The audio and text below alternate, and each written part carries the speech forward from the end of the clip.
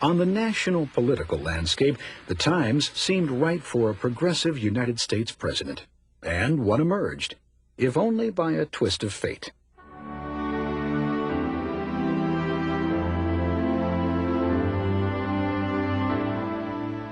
Six months after being elected president for the second time, William McKinley was assassinated, and his running mate, 42-year-old Vice President Theodore Roosevelt, succeeded him in 1901.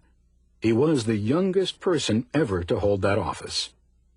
Roosevelt was born into a wealthy family, and although he suffered from asthma, he was determined to live an active life. From marksmanship to horseback riding and tennis, to boxing and hunting, to his heroic exploits with the Rough Riders during the Spanish-American War, Teddy Roosevelt proved a popular leader, first as governor of New York and then as president. When asked why people so adored him, he said he thought it was because, "I put into words what is in their hearts and minds, but not their mouths." Roosevelt outlined many progressive reforms to the American public and gave his plan a name, the Square Deal. When Roosevelt assumed office, over 80% of American business was owned by trusts. Although Congress had already enacted the Sherman Antitrust Act, it had not stopped the trusts from using unfair business practices to destroy their competition. Roosevelt began by suing the Northern Securities Railroad Trust.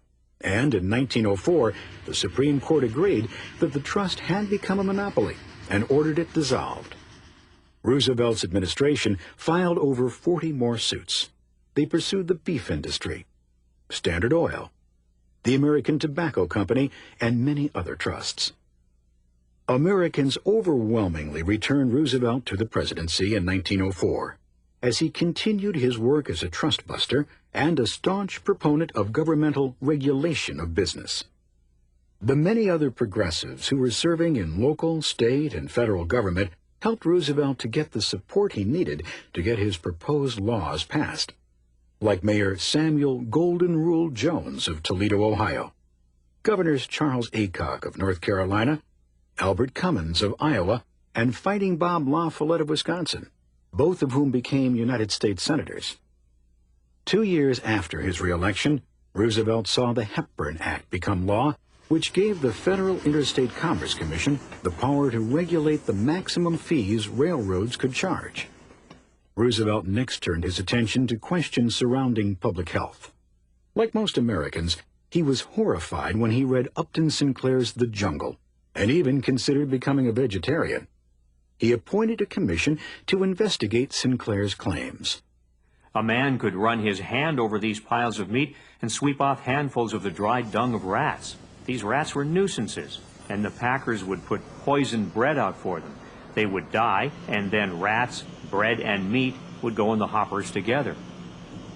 Sinclair's charges of unsanitary conditions proved to be true. The commission confirmed his description of potted ham as a hash containing ground rope and pigskin. So in 1906, with Roosevelt's urging, Congress adopted the Meat Inspection Act. Federal inspectors would now guarantee safe, sanitary meat. That same year, more reforms followed, with the passage of the Pure Food and Drug Act. Manufacturers now had to list the contents of foods and drugs on labels, and could not make exaggerated claims about a medicine's benefits. No deleterious drug, chemical, or preservative could be used in medicines or foods. Roosevelt brought the same enthusiasm to protecting America's natural resources that he did to leveling the business playing field. After graduating from Harvard University, a young Theodore Roosevelt had worked as a cattle rancher in the Dakotas. He quickly realized that ranchers were allowing cattle to overgraze the Great Plains, that farmers had cut down forests and plowed under the prairies, and that America's natural resources were being squandered. What will happen when our forests are gone, when the coal, the iron, the oil, and the gas are exhausted? As president, Roosevelt withdrew 148 million acres of forest land from public sale, an area larger than Germany. On the advice of his friend, naturalist John Muir, Roosevelt established over 50 wildlife sanctuaries, 5 national parks, and designated 18 national monuments. He also put fellow conservationist Gifford Pinchot in charge of supervising the national forests. The nation was obsessed by a fury of development. The American Colossus was fiercely intent on appropriating and exploiting the riches of the richest of all continents.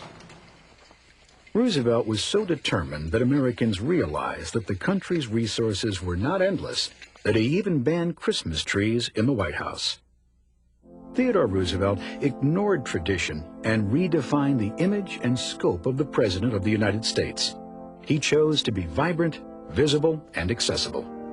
Roosevelt was the people's choice throughout America, and in turn, America allowed him to use what he called his bully pulpit to accomplish his goals of reform and governmental regulation. However, a third term as president wasn't in keeping with tradition.